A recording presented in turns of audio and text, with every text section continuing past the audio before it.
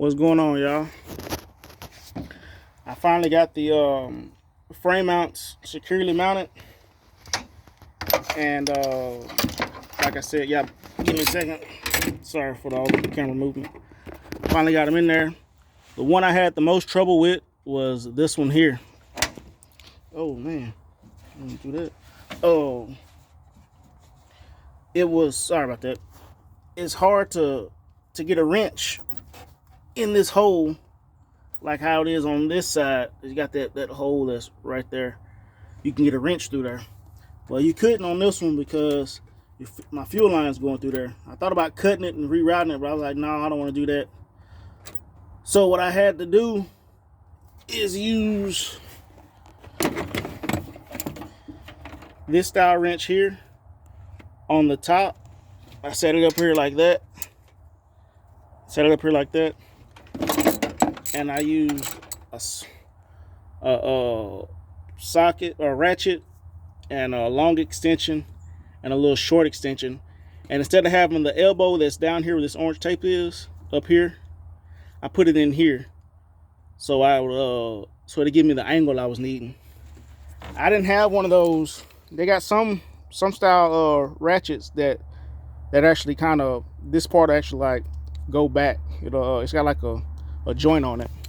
So y'all give me a second, I'm gonna show you what I did. So all I did was I went through the frame. It's kind of hard recording and holding the phone. I mean showing y'all and holding the phone. That's why I usually don't ever show you guys.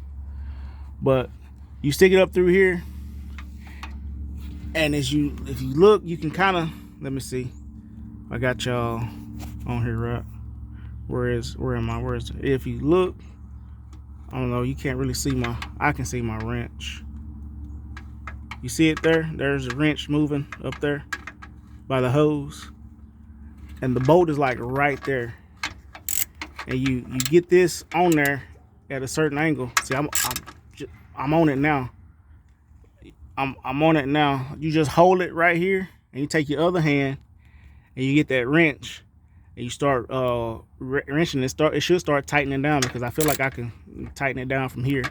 I got it biting a little bit, but I know that wasn't really a lot of good information.